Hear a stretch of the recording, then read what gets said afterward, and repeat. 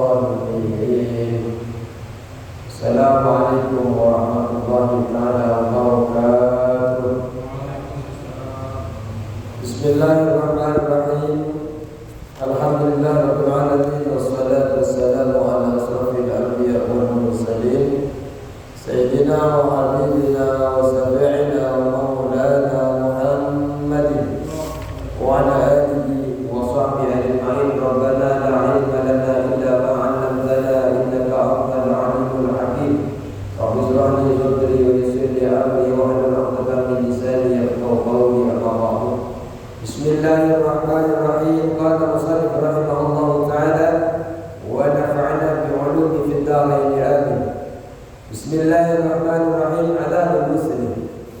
Sekarang nanti etika, mempelajari tentang adab-adabnya mandi. Panjenengan pasti mandi, ya? Ada yang enggak mandi?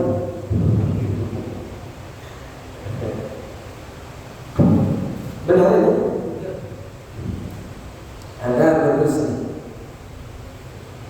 Jadi belajar apakah sudah sesuai etikanya dengan yang diharapkan syariat. Jadi mandi di sini adalah baik yang mandi wajib atau yang disunnahkan. Kalau mandi wajib seperti apa, Pak? Hatam. Mandi wajib.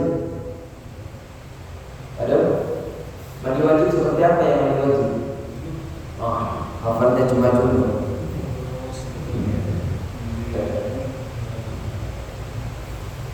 Ya, jono ini masih.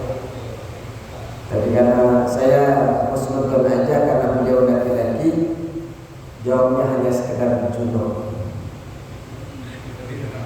Ingatnya itu saja, istiqomahnya itu saja. Kalau yang sunnah-sunnah, Jumat,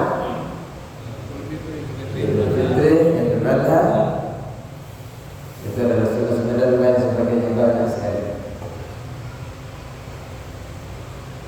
Faida asabatka janabatun min ihtilam. Faida asabatka, maka jika menimpamu janabatun, apa janabah? Junub, terkena junub, hadas besar, terkena hadas besar. Menih dilami, dari mimpi basah. Artinya mimpi basah ini adalah keluar mani. Kalau enggak, walaupun mimpi tapi tidak sampai basah, sampai tidak keluar mani, ya enggak perlu mandi. Yang perlu mandi yang keluar mani. Awiqahin, atau bersetubuh, berhubungan intim atau jima. Jadi janabah itu terkenanya ya bisa lewat mimpi, bisa lewat berhubungan intim. Kalau sudah kena janabah bagaimana? Fakhudil ina'a, fakhud, maka engkau ambil, fakhud, maka engkau mengambil al-ina'a, wadah, bejana. Tahu bejana? Bak. Kalau sekarang itu bak, kendi, gentong, ya. Di dalam kitab yang lain, redaksi lain, fahmil al-ina'a, membawa bejana, membawa wadah. Ketika panjenengan sudah terkena junub, baik dari sebab ihtilam, mimpi basah, atau sebab berhubungan intim, silakan mengambil bejana. Untuk apa? Kemana mengambil? Mau dibawa kemana itu bejana? Ilal mughtasali, ke tempat mandi. Kalau sekarang nggak perlu, ya, nggak perlu bawa bejana kemana-mana. Kamar mandinya sudah ada di rumah. Malah yang paling luar biasanya bukan di rumah lagi, ada di kamarnya. bukan hanya penyakit stroke aja yang pipisnya di kamar, yang di kamar, yang sehat-sehat sekarang juga mandi tidurnya qadil hajahnya juga di kamar. Bedanya kalau yang sakit di tempat tidur, kalau yang sehat hanya di pojok kamarnya. Banyak ya yang sudah membuat toiletnya, kamarnya di kamar tidur. Kalau dulu Pak harus keluar, mau buang air besar, mau buang air kecil, harus cari kali sungainya. Kalau nggak ada sungai, ya di belakang ini kebun. Kalau yang punya kebun sumpah serapah baginya. Siapa yang sudah buang pupuk yang tak terizin? Jadi silakan bawa bejana, letakkan bejana itu di sebelah kanan. Kalau panjenengan ingin menciduknya, jadi kalau panjenengan kita ingin menciduk air, usahakan bejananya tempat airnya ada di sebelah kanan. Ciduk sebelah kanan. Kalau sudah diciduk kemudian mau dituangkan, silakan posisi bejananya itu ada di sebelah kiri. Mandi motor-motor ya, ciduk, khawatir air yang tidak sampai 2 bulan terkena air yang sudah mustakmal, khawatir juga suci tapi tidak mensucikan. Ini etika. Jadi besok kalau sudah mau mandi besar, menciduk sebelah kanan, langsung posisi tuangkan posisi bejananya ada di sebelah kiri. Jangan lupa membaca bismillah pertama kali ketika mau masuk kamar mandi, karena kamar mandi kita berbarengan dengan toilet. Usahakan di luar sudah membaca bismillah. Setelah itu wausil yadaika awalan salasan, wausil dan basuhlah engkau yadaika pada kedua tanganmu, wausil dan basuhlah engkau yadaika pada kedua tanganmu awalan pertama kali, salasan 3 kali. Jadi cuci tangan dulu, karena kita tidak tahu. Ini kan kalau bangun tidur kan, bangun tidur masuk ke toilet, auto ya. Kemudian sekarang mandi, takut ihtilam, takut mimpi basah malamnya, atau kalau nggak mimpi basah, takut punya istri bersetubuh berhubungan intim dengan istrinya, disiapkan tata cara etika mandinya. Basuh dulu kedua tangannya sebanyak 3 kali. Kemudian kalau memang jenengan istinja atau pipis atau qadil hajah, silakan istinja dulu, bersihkan dulu kotoran-kotorannya, pipisnya.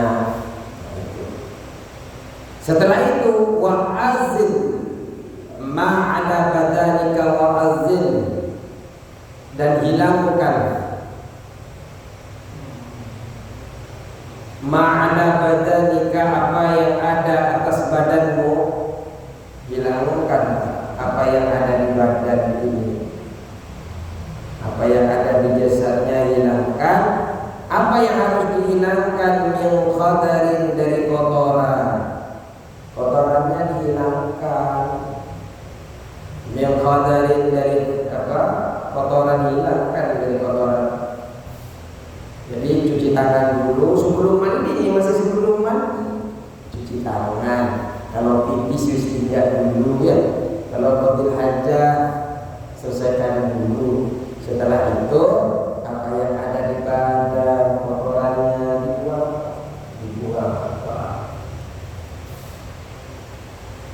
Ya seperti mani, takut malamnya cepat kemana-mana, dibersihkan dulu. Ya kita kan nggak tahu ini seperti mani, atau ingus, atau najis-najis, itu pun kalau ada.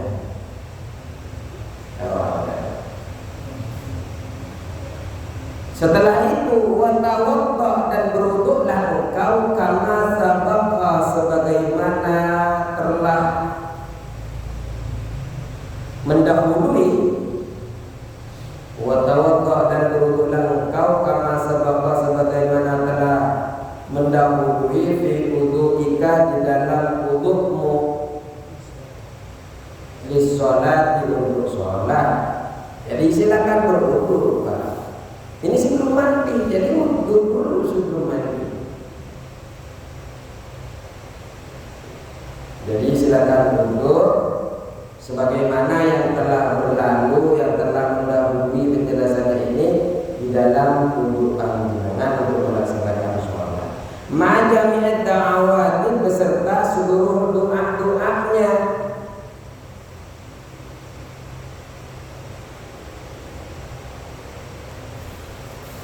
Lumayan, tambah mandi, tambah doanya sejam, mandinya juga yang minimal setengah jam. Mandinya sama wudunya sejam setengah.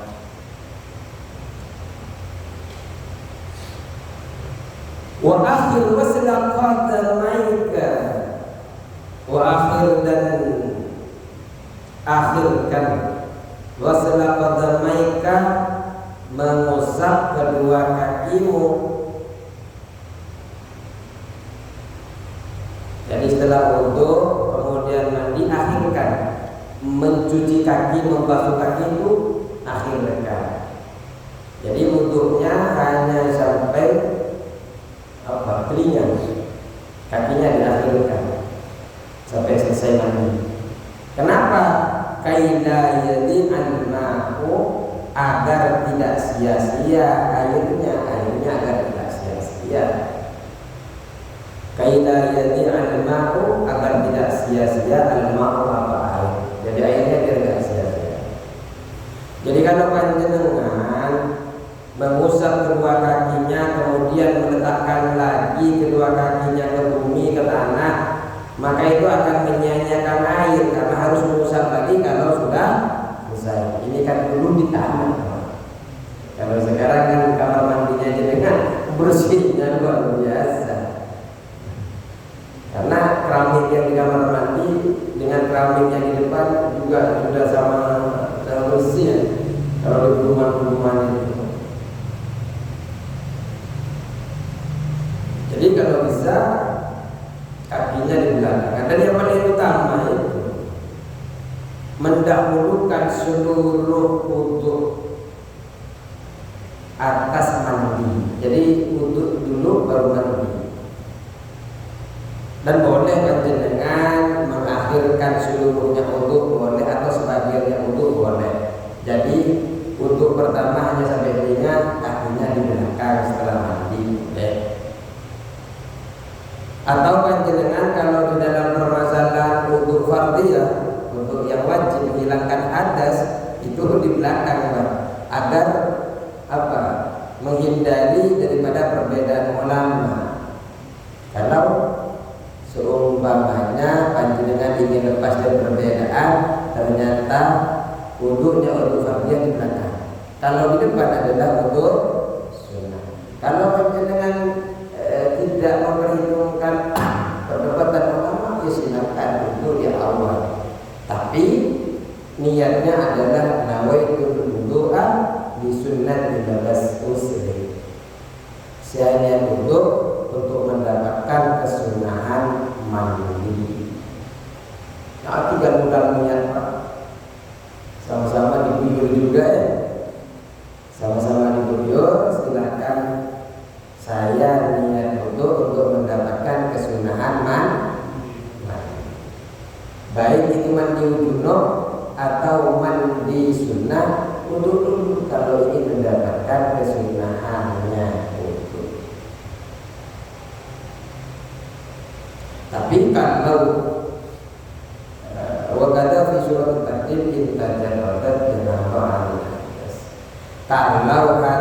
itu terlepas, kalau junubnya terlepas dari hadas.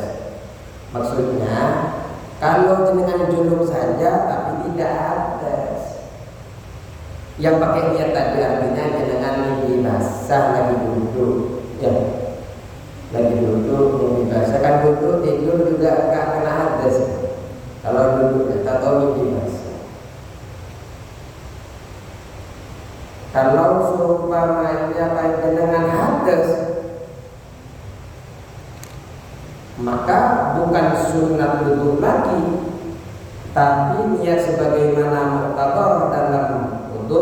Contohnya nawaitul wudu'a bi raf'il hadasil asghar, atau nawaitul wudu'a istibahatis shalah, saya niat wudhu agar diperbolehkannya sholat.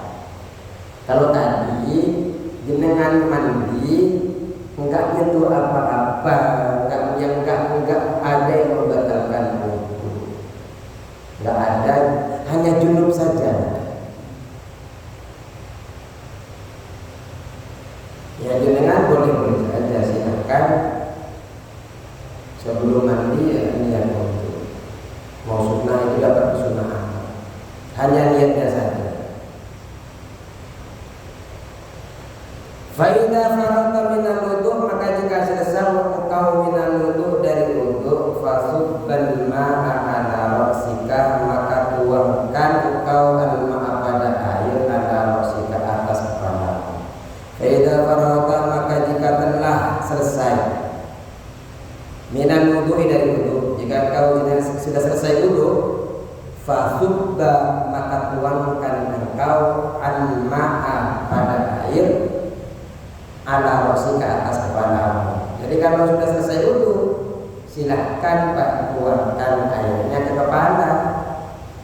Nah, ini yang menjadi acuan tentang keutamaan setelah melaksanakan wudu.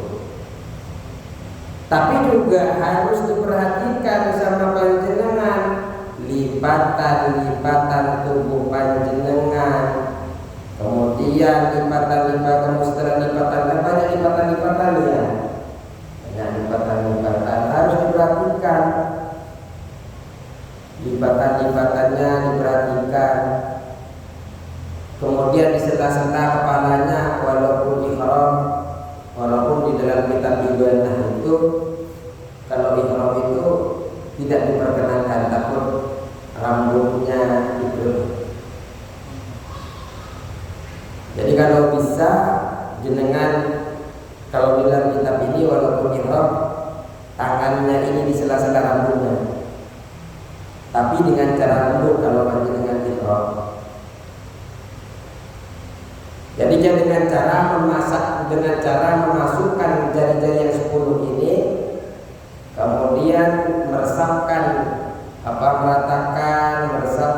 air itu dengan 10 jarinya tadi, dengan jari-jarinya itu ke pangkal rambut. Ini yang dikatakan oleh Ibnu Hajar. Setelah begitu, masukkan, pertama tadi kan dilihat dulu lipatan-lipatannya, lipatan tubuh ini. Kemudian sela-sela kepala kita dengan 10 jari, kemudian meresapkan ke air itu kemana? Ke rambut dengan 10 jari ini. Terus setelah itu jenengan gosok-gosok 3 kali. Setelah itu baru tuangkan air. Jadi proses sebelum tuangkan air banyak Pak. Masukkan dulu, basahkan tangannya, masukkan. Karena kalau perempuan dikhawatirkan, kalau nggak begitu nggak nyampe airnya Pak. Perempuan itu kadang rambutnya itu melekat. Kalau disisir yang agak kusut. Kalau nggak begini, yang dikhawatirkan adalah airnya tidak sampai ke pangkal rambut atau kepala. Jadi sebelum jenengan, ya kalau kecil kayak saya ini seperti ini juga, insya Allah masuk air. Fasubal ma'a, maka tuangkan engkau hamba kepada air ala rosika, atas kepalamu, salasan sebanyak 3 kali. Tuangkan 3 kali. Seret 3 kali tuangkan. Di awal basuh wa anta nawin, wa anta dan Adam pun sedangkan engkau nawin berniat. Jadi pertama kali air sampai apa yang sampai ke tubuh panjenengan itu, Pak, panjenengan langsung membaca niat menghilangkan hadas besarnya, niat karena hari Jumatnya, niat karena Idul Fitri dan Idul Adha-nya. Jadi pas tuangan pertama niat. Wa anta nawin, sedangkan engkau nawin yaitu berniat raf'al hadas, terhadap menghilangkan hadas, minal janabati, dari hadas besar atau hadas janabah.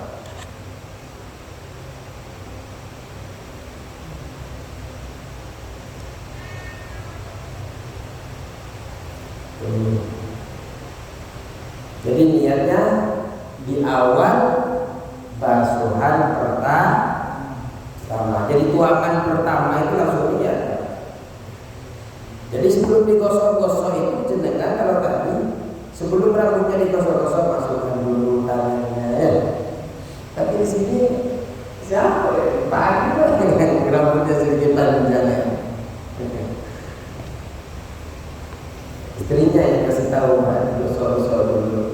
Walaupun sebenarnya istrinya itu kalau dalam hadis itu pernah bertanya apakah perlu melepaskan ikat rambut di dalam kitab Bulughul Maram itu, kata Rasulullah tidak perlu. Ya betul itu, masukkan dulu ke tangannya. Tapi kalau dia menyangka air tidak akan sampai kalau tidak dilepaskan, ya harus dilepaskan, Pak, ikat rambut. Kemudian sum'ala sikika, kemudian tuangkan atas sisimu al-aymana, al-aymani yang sebelah kanan, yang sisi kanan. Suma kemudian tuangkan ala sikika, atas sisimu al-aymani yang kanan. Jadi tuangkan dulu itu sebelah kanan, salasan 3 kali. Jadi setelah kepala tadi kan tuangkan apa? Air ke kepala. Setelah itu tuangkan 3 kali sebelah kanan. Tuangkan 3 kali kepala, tuangkan kemudian 3 kali ke sebelah kanan. Summa 'alal aysari salasan. Kemudian sisi kiri sebanyak 3 kali. Summa 'alal aysari, atas kiri, sebelah kiri, sisi kiri salasan sebanyak 3 kali. Ini adalah cara agar menghasilkan, memperoleh kesunahan, pokok sunnah, kata Al-Imam Bukhari. Dan cara yang lain, kalau tadi kan simpen kepala, setelah itu langsung tuang sebelah kanan 3 kali, sebelah kiri 3. Kalau cara yang lain mau lebih greget lagi, Pak, jenengan membasuh kepala sebanyak 3 kali, kemudian sisi kanan depannya 3 kali, belakang kanannya 3 kali, depan 3 kali, belakang 3 kali, sebanyak 3 kali. Kemudian depan kiri 3 kali, belakang kiri dan 3 kali. Tidak boleh berpindah-pindah kecuali depan belakang kanan kiri ini sudah dilakukan, kanan depan kiri, depan belakang kanan ini 3 kali.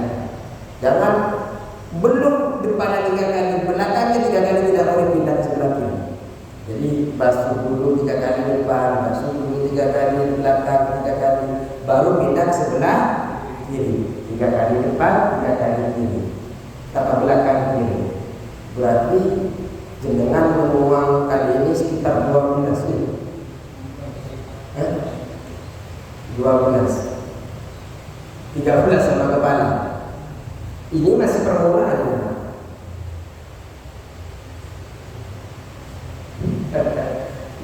Cara mandi ini diatur sedemikian rupa oleh ulama. Terus wadluk ma aqbala min badanika wa ma adba. Wadluk dan gosokkan engkau. Wadluk dan gosokkan engkau atau menggosok.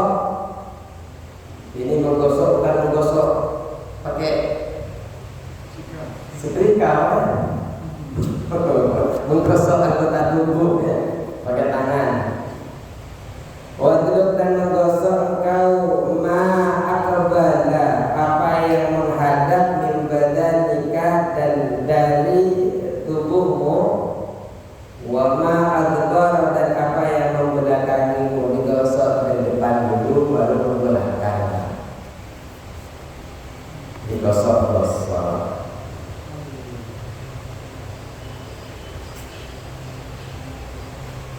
Nah, menggosok ini penjelasan daripada dalam kitab Ihya.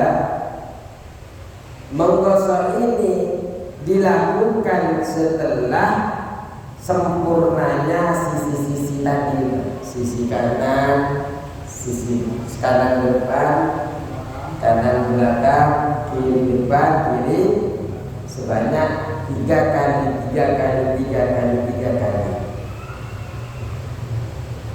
Baru kemudian panjenengan gosok-gosok, depannya digosok, kirinya digosok. Berapa? Salasan, 3 kali.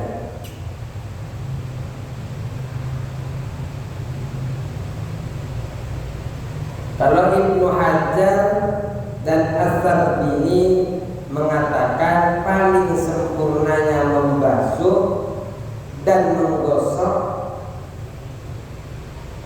paling sempurnanya adalah membasuh dan menggosok sebelah kanan dulu, kemudian sebelah kiri, kemudian menggosok sebelah kanan membasuh kemudian menggosok. Jadi membasuh langsung menggosok sebelah kanan di depan, kemudian wal mu'akhar sebelah belakang kanan, kemudian sebelah kiri depan, terus kiri belakang. Marratun summa tsaniyah, fahadhihi marratun summa tsaniyah, kadzalika summa tsaniyah. Jadi pertama begitu, 3 kali juga di belakang begitu, yang 2 kali, yang ketiga kali itu begitu. Itu yang sempurna. Jadi dituang gosok. Ini menurut Ibnu Hajar. Jadi dituangkan dulu, dituangkan, kemudian digosok, dia menggosok. Makanya kalau mandi itu usahakan bersucinya jangan bersentuhan dengan sabun dulu, karena sabun bisa menetralkan air. Artinya bersucinya selesaikan cuci dulu, baru kita menggunakan sabun. Artinya niatnya sudah dibaca, air sudah merata seluruh tubuh. Yang dikhawatirkan nanti air ketemu sabun menjadi air yang suci, tapi tidak, hanya dikhawatirkan saja. Walaupun sebenarnya kita biasanya air itu mendatangkan, bukan bertemu. Tapi untuk hati-hatinya lebih baik dengan sucikan dulu badannya, baru halukan lewat sabun. Terus wa khalil sa'ra ra'sika wa lihyatika wa khalil, dan menyela-nyela engkau sya'ra ra'sika pada rambutmu. Jadi di sela-sela rambutnya. Tadi di sela-sela sebanyak berapa tadi? 3, berapa tadi? Tidak, kalau di sela-sela. Maksudnya berjalan-jalan pakai berapa jari? 10 jari. dan jenggotmu. Mana? Siapa yang punya jenggot? Oh, banyak 10 biji.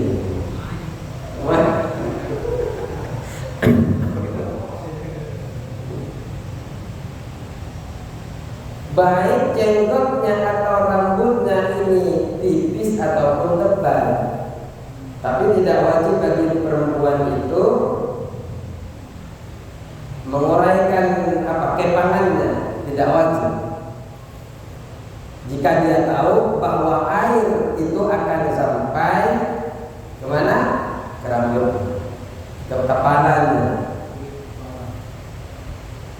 Kecuali kalau seumpamanya dia tahu kalau air itu tidak akan sampai, wajib Pak.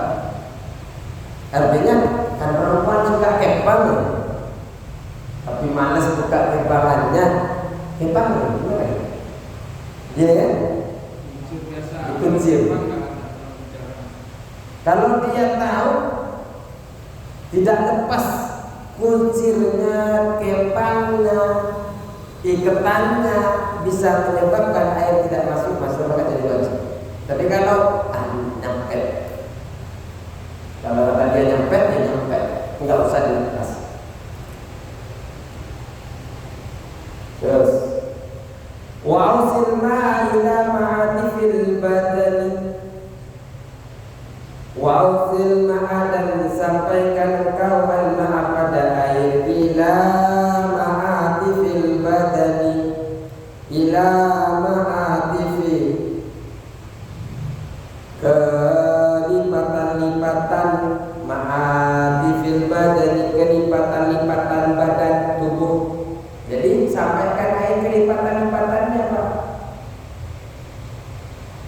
Lipatan leher, lipatan perut, ujung mata, ada lipatannya. Apalagi yang sudah mulai sibuk, biasanya sudah tidak kencang lagi. Makanya banyak yang ditarik-tarik benang ke Thailand, ke Bangkok, Thailand. Atau sudut matanya atau ketiaknya, lipatan-lipatan ketiaknya diperhatikan, telinganya, lipatan-lipatan telinganya yang diperhatikan, bagian dalam pusarnya diperhatikan, di bawah depan daripada hidungnya jadi diperhatikan. Jangan sampai panjenengan itu lalai untuk tidak memperhatikan itu. Khususnya adalah di bagian telinga, diperhatikan. Kenapa diperhatikan? Agar bisa sampainya. Makanya kan khususnya di telinga itu, jenengan ambil satu ciduk air, kemudian letakkan cidukan itu air itu pada telinga dengan pelan-pelan lembut. Kemudian miringkan agar airnya sampai kepada lipatan-lipatan yang ada di telinga itu. Tanpa turunnya ke lubang, tanpa masuknya ke lubang harus dijaga. Terutama orang yang berpuasa, bahaya gara-gara mau janabah ya, sampai miring-miring airnya bisa masuk ya.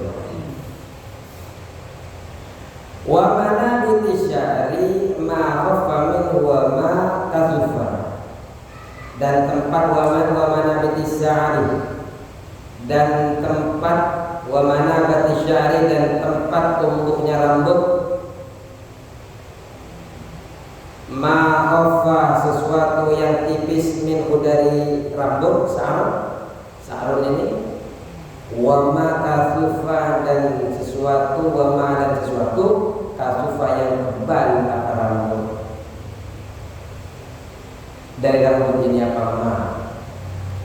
Wa manabati sya'ri, dan tempat tumbuhnya rambut, ma, sesuatu, khaffa yang tipis, minhu dari sar, ma, khaffa yang tipis apa ma, minhu dari sar, wa ma kasufa, dan sesuatu yang tebal.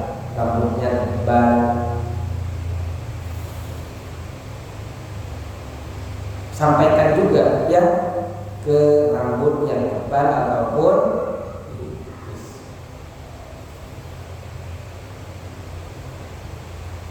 terus wahdar dan hindarilah.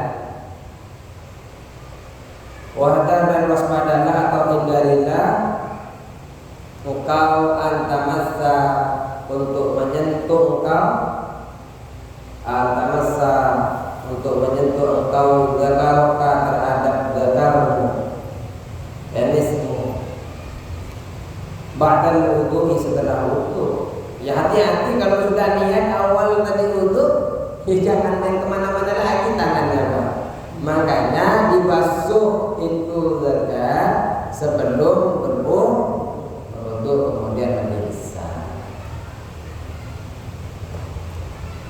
Wa in asabatu, maka jika menimpaku kepada zakar, jika menimpa kepada zakar yaduka apa tanganmu, ya kalau tanganmu menimpa zakar, menyentuh zakar, fa'idil wudu'a, fa'id maka mengulangi engkau al-wudu'a pada wudu.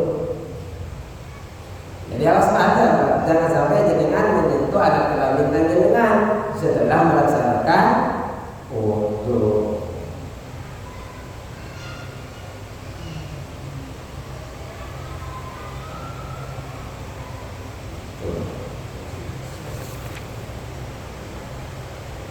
Dan ini sesuai dengan perkataan Ibnu Hajar. Karena memang ihtilam itu, junub itu tidak membatalkan hadas kecil. Apa tidak membatalkan apa? Yang hadas kecil tidak membatalkan wudu. Junub tidak membatalkan wudu, tapi mewajibkan ini berapa ya? Tapi tidak membatalkan wudu, tapi mewajibkan yang lebih besar yaitu mandi. Makanya jenengan cukup kalau memang jenengan tidak batal wudunya tinggal mandi saja selesai, langsung sholat. Terus wal fardhu, adapun yang fardu atau yang wajib, min jumlah dzalika, dari sejumlah itu,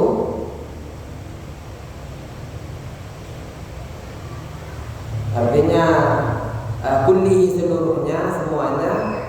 Jadi yang wajib-wajib di dalam mandi besar itu seluruh jumlahnya itu semuanya itu adalah an-niyatul niyah. Pertama niyat. Wa izalatun najasati, dan menghilangkan najis. Pertama adalah an-niyatul niyah, wa izalatun najasati, dan menghilangkan najis kalau memang ada najisnya. Terus yang ketiga wasti'abul badani bil ghusli, dan meratakan badan dengan mengusap. Nah itu Pak yang wajib-wajib di dalam mandi besar. Pertama Pak an-niyatun niyah, yang kedua menghilangkan najis, yang ketiga meratakan badan dengan basuhan. Itu kalau dalam mandi besar. Kalau dalam mandi kecil, wa fardul wudu'i, dan adapun fardunya wudu. Kalau tadi kan fardunya mandi, niat menghilangkan apa? Najis lagi, terus meratakan badan. Kalau wudu, fardul wudu, ya adapun fardunya wudu, pertama waslul wajhi, membasuh wajah, wal yadaini, dan kedua tangan, ma'al mirfaqaini, sampai kedua siku. Malah kalau ingin menambahkan sampai ke mana? Mari panggal pergelangan tangan atas. Kenapa? Sampai kalau bisa wudu itu sampai sini Pak, perhiasan di surga itu akan dipakaikan kepada tempat-tempat yang terkena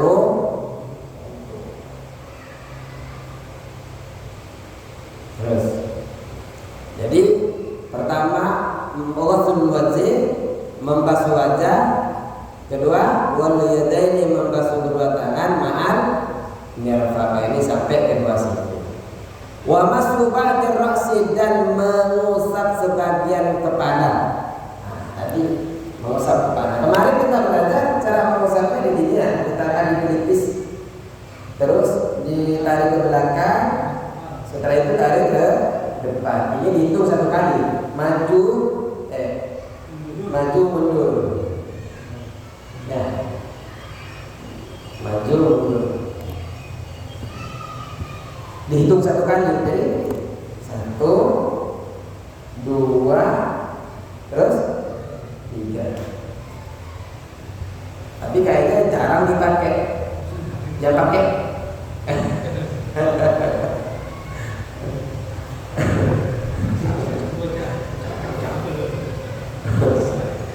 Terus wa wasl rijlaini, dan membasuh kedua kaki ilal ka'baini, sampai ke dua mata kaki, marratan, sekali ma'an niyati, beserta niat.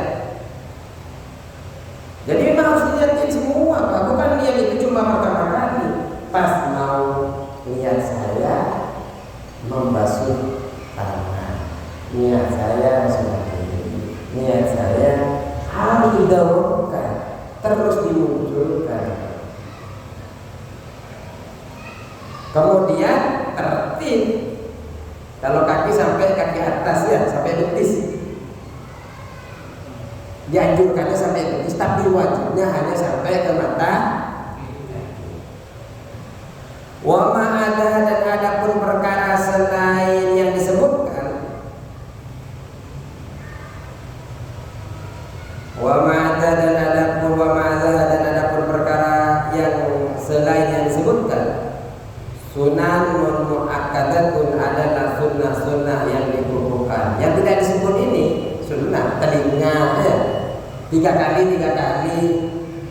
Kalau tadi sebagian tadi yang sunnahnya diratakan pakai gas 10 jarinya, banyak sekali. Wasawabuha, adapun pahalanya jazilun, banyak.